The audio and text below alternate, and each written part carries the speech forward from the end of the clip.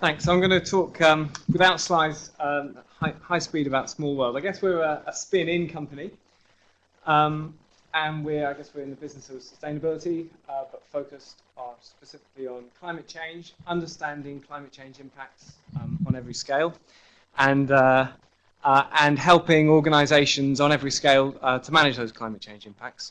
So to give you an idea of the very smallest end of the scale, we work with small tourism businesses in the Lake District, asking questions about, is it possible for a small business to get a practical understanding of the climate change impacts in its supply chain, not just its direct emissions, and how can it use that knowledge? Is it possible to use that knowledge to actually build the business in a way that makes it a more attractive tourism business, through its sustainability credentials? So that's the very small end of the scale. We try and make sure that all our work is innovative, either in terms of the information about climate change impacts that we're putting out there that aren't currently understood, or the way that we're doing the modelling, or the way that that information is used to manage and respond to those impacts.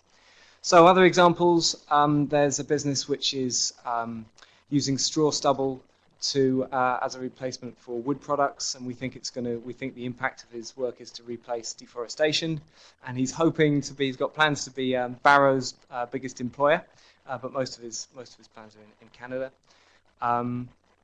The Lake District National Park, we've delivered for them estimates of the consumption-based carbon footprint of visitors and all residents in the park. And now we're helping them to manage that downwards, manage a carbon budget, 1% a year. The latest, Taylor Wimpey, one of the UK's big housing builders. So we gave them a map of the carbon footprint of their supply chains, which was completely brand new news to them. Now we're just getting into the conversations of, okay, so how might they manage that?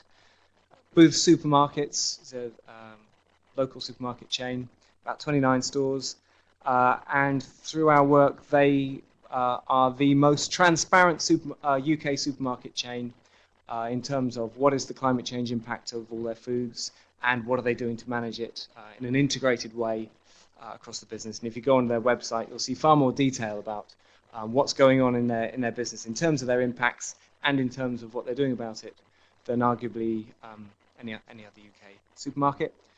Greater Manchester, modelling again consumption-based impacts of all the residents and industries, and trying to get that at the moment into the literacy of the people who are in the public sector there.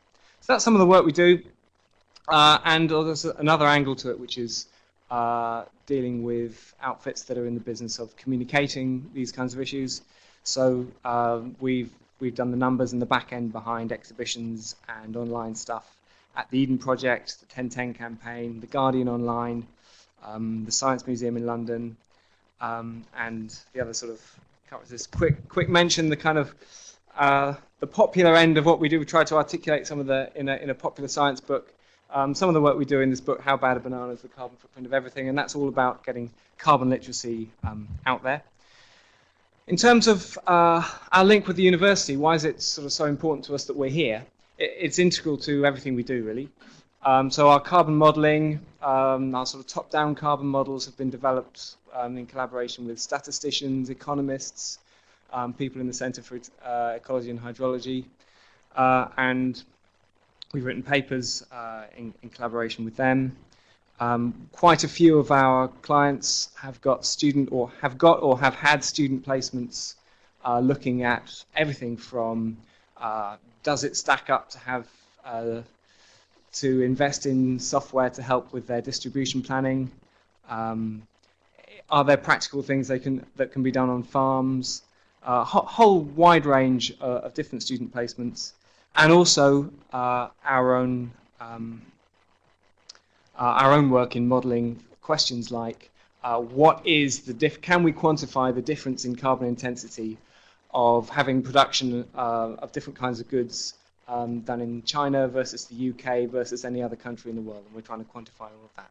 So what we're interested in is academic collaborations around the modelling of carbon and how it works in the global economy. We also do stuff around behaviour change, so linking up things like 1010 and the Eden Project with ethnographers and economists and computer scientists in this university to try and look at what kind of what about an app will work in helping people to engage with this agenda, for example, is one question.